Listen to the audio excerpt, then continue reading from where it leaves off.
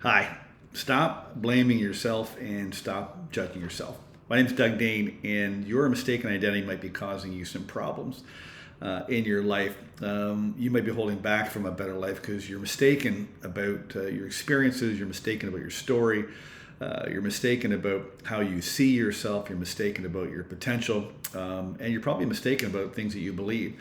So I want to give you a daily tip from my book, Mistaken Identity, try to help you let go of what's holding you back so you can live a better life. So I was reading chapter 11 in my book, and it's called It Wasn't Because of Me. Listen, it's easy to get off track early in life, and we could take our whole life to get back on track. So something might have happened to you, or you were mistreated, or you just had some negative experiences when you were young, and it got you off track, and you spent a lot of your life trying to get back on track. I mean, I spent a long time trying to just get back on track because I was knocked off track, but I thought it was because of me, and I was the reason that I was off track.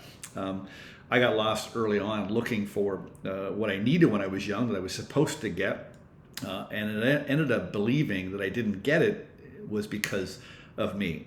I didn't think that it could not be about me. I didn't think that what I had gone through and how I was feeling. I took it had to be about me because I was the one that was feeling it. And so you may have had things happen to you at an early age, and you're convinced that it had something to do with you.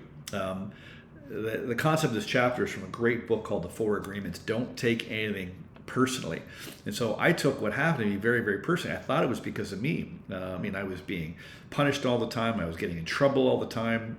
I got myself into a lot of trouble. And of course, I thought it was about me. And I think oftentimes we're made to feel that it's about us, the way that we're raised when we were kids, that we take it very, very personally. And so when I started to practice this agreement of not taking things personally, and then really understanding what it actually meant, then I was able to take it literally. And it's a lot easier to follow new standards when you understand this idea of not taking things personally. And when you stop taking things personally, it's a lot easier to change your perspective. And mine sure did. In fact, I look at my story much differently through the violence and the sexual abuse and all the places that I ended up in because I thought there was something wrong with me. I got into a lot of trouble, and I really struggled, and I was really, really off track. But now, because I don't take my story personally, or how people treated me, whether it was my parents, the abusers, anything like that, anybody that mistreated me, I have a different perspective on that story.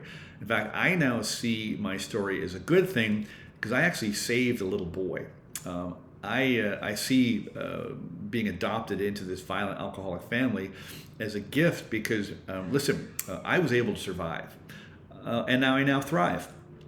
Statistically, though, a lot of kids aren't, and they struggle. People always said to me, you should either be homeless, in jail, or dead. And statistically, I should really, really be struggling. And so I think I saved a little boy's life by going into that home because another little boy might not have survived. And so that's just a perspective. And so I don't mind being a victim. I'm not a victim any longer. I don't feel like a victim, but I don't mind being that victim because I helped save a little boy. And my perspective also changed on the people that abuse me. I don't condone their behavior. Let's get that clear. I don't condone their behavior, but I was able to let go of my pain and my shame and my trauma through empathy and understanding. Because I could have become one of those abusers. I could have been an alcoholic. I could have been, a violent husband or father. I could have made all kinds of mistakes that I witnessed growing up, but I didn't, and I was able to break that cycle. But many can't, and so the people that mistreated me, my adoptive parents, the people that abused me, they came from their own story. Everybody has a story, and so through empathy and understanding, I was able to let it go. So what's the whole theme of this video? The whole theme of this is that it wasn't because of me. I don't take what happened to me personally. It just simply happened to me. It didn't happen because of me. And so don't waste your life trying to get back what you didn't get when you were little, or what was taken from you. Forgive and forget. The true art of forgiveness is actually forgetting. In order to do that, you really got to change your opinion. Now, one of the things I try to do in this book is I try to change your mind on a bunch of things.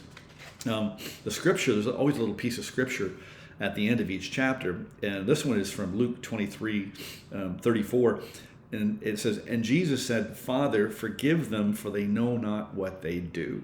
And so this idea of not taking things personally, and then, forgiving them, for they know not what they do, and realizing it wasn't because of me, I was able to free myself. I freed them, but I was also able to free myself, which is the most important thing. So I don't hold myself captive as a victim, and then I don't look at other people the same way. So if you keep taking, how you were mistreated personally, you will remain a victim and you will stay stuck.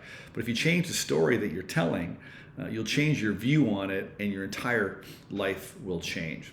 Thank you.